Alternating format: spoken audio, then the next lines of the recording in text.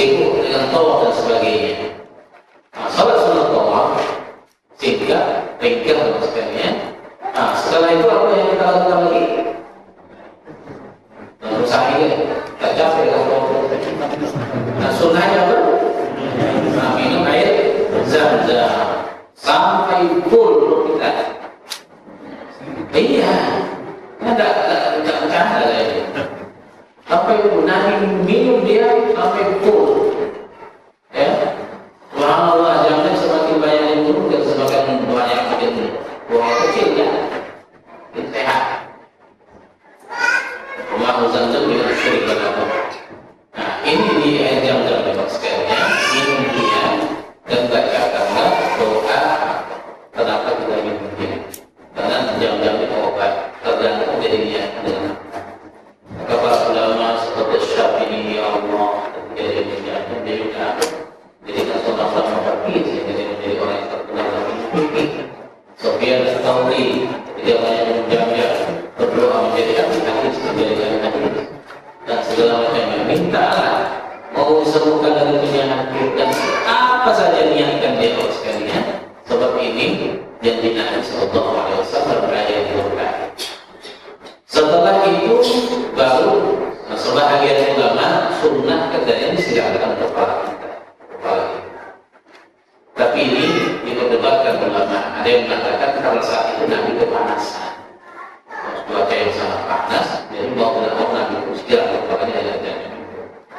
Tapi begitulah para ulama, para sahabat maksudnya melihat Nabi, apa yang Nabi lakukan itu mereka lakukan. Sehingga inilah dasar ulama kita mengatakan bahwa menyiram kepala dan wajah itu sunnah.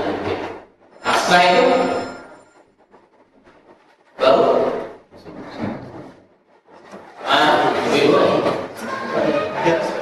lalu baju kasut balik kita itu apa? Mencoba balik atau menyentuhnya, tapi tidak ada isyarat kalau tidak bisa kita sentuh atau tercium, itu sunnahnya. Nah, setelah itu baru kita sa'i. Baik, kalau tawaf tadi rukun haji atau sunat haji atau haji atau umrah rukun, ya kan? Baik, kalau sa'i rukun wajib sunat rukun. Baik, sesampainya kita di sa'i atau mas'ah, tempat kita bersa'i, sudah mau dekat kita ke bukit Sofa itu, apa kita baca Bapak? Abjadu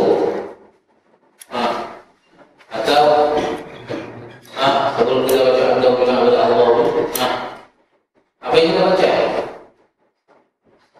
Menuju Sofa. Inna Sofa wal Marwa min sya'airillah. Lepas itu baru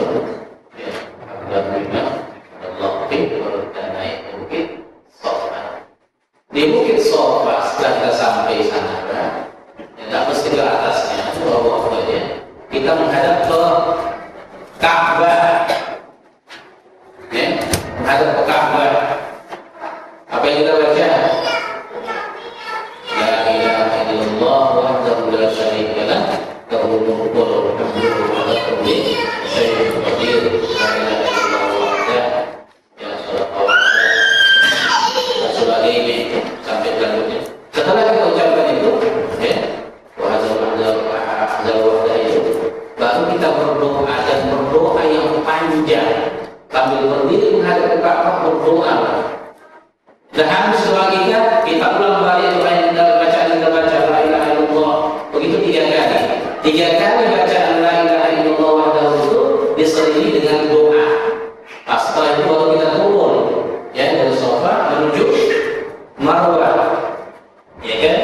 Nah, cuman nanti di sana ada 2 lampu hijau, ada yang disebut dengan dari anak tadi, yang dari lampu hijau pertama kedua itu kita disunahkan meromal. Setelah dari kecil, cuman laki-laki. Begitu sampai kita di Sofa, di Marwah, kita lakukan lakukanlah seperti yang kita lakukan di sofa, menghadap ke kiblat dan berdoa panjang-panjang, minta doa. Sebab ini adalah makan atau tempat memang diistijabah doa kita. Nabi sangat lama dia berdoa di sofa dan doa. Begitulah selanjutnya. Sofa ke Marwah itu satu, ya, jangan lakukan sofa. Sofa tidak pernah lakukan lagi. Nah, sofa ke Marwah satu, Marwah ke sofa satu. Jadi mulai dari sofa dan berakhir di Marwah. Selepas itu, baru kita tahallul, ya, untuk menghalalkan atau mengeluarkan kita dari ihram, yaitu yang mencukur atau memotong, memendekkan rambut kita. Kalau laki-laki, ya, diharuskan memotong. Kalau memendekkan taksir, perlu pendekkan semua, Pak. Jangan ambil gigi tertentu, ya, itu selesai. Karena tahallul yang diajarkan oleh tabung haji biasa begitu, ya, sama Indonesia pun begitu. Jadi seolah tahallul itu dengan mengambil rambut tiga helai, selesai. Dan kalimat taksir itu memendekkan, yang namanya memendekkan terus nakal. Bahkan dimakruhkan para ulama berpangkas rambut kita laki-laki di sini diambil tidak. Makruh itu. Jepang bapak-bapak Islam. Ya,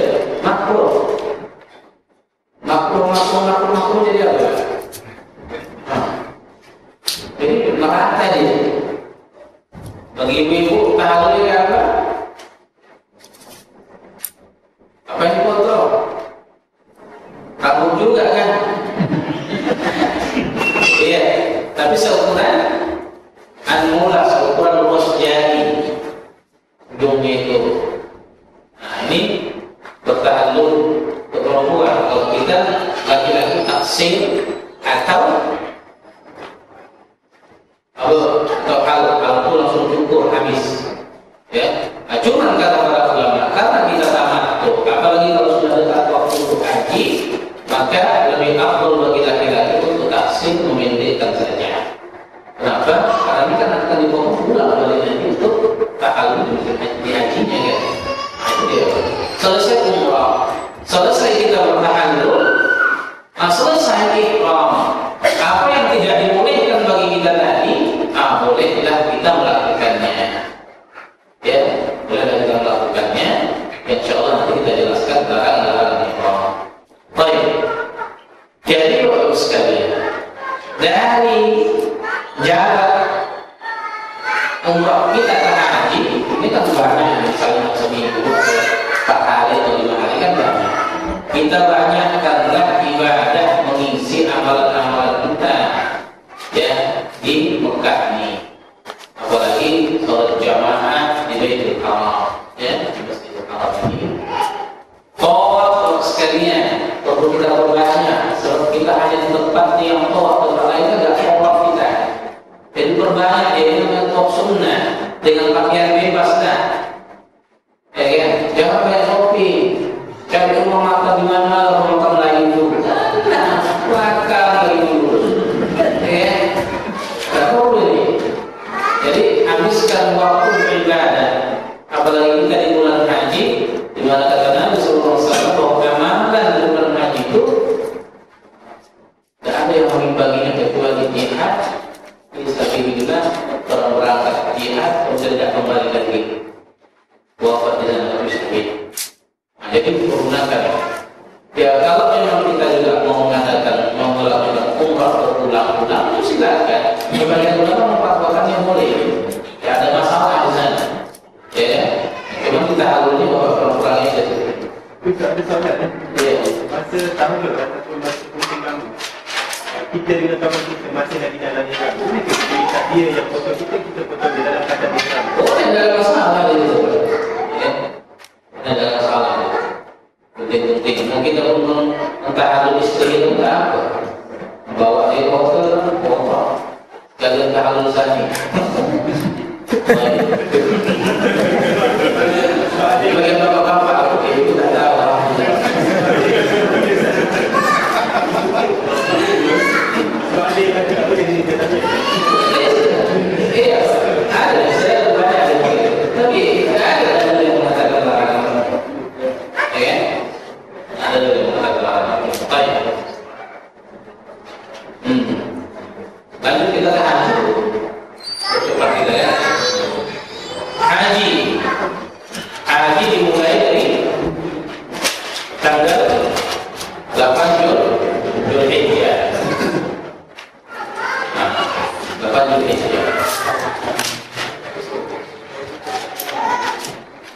8 Zulhijjah ini ada beberapa amalan haji yang kita lakukan. Tentu pertamanya adalah kita lakukan di hotel kita, di tempat tinggal kita, apa yang kita buat dulu di ihram. Ya, untuk buku dan segala macamnya itu, ya, sebelum pakai pakaian ihram, nanti setelah itu baru pakai pakaian ihram. Setelah itu baru kita berniat. Niatnya apa? Niatnya dalam hati kalau haji, tapi yang dilapaskan ini apa? Untuk menentukan musuh kita. Allahumma labbaika hajjan. Ya, Allahumma labbaika hajjan atau labbaika hajjan. Nah, ini niat kita. Sejak kita ucapkan ini dan kita berniat dari tempat tinggal kita, tidak perlu berjumpa, tidak perlu pulang, dari situ saja, ya. Maka kita pun dalam keadaan berihram, larangan-larangan haji mulai kita jaga. Nah, setelah itu talbiyah pun kembali kita lanjutkan. Itu kita, ya, berniat. Allahumma labbaik Allahumma labbaik. Ya, ini sekalian ini perlu ini. Talbiyah di haji itu kita lakukan sejak kita berniat sampai kita mau masuk melempar jumrah Aqabah. Kalau umrah tadi dari mikot sampai nengok Ka'bah.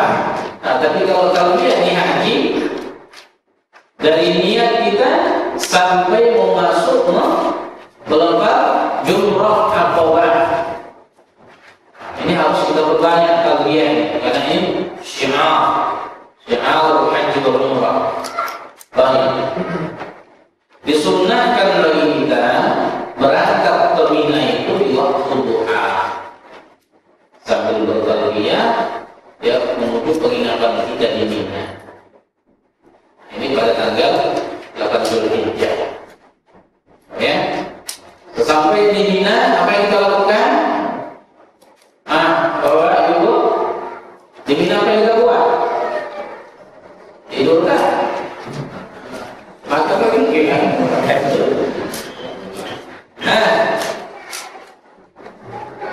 Salat, ya, zuhur, asar, maghrib, isya, subuh pada waktunya masing-masing.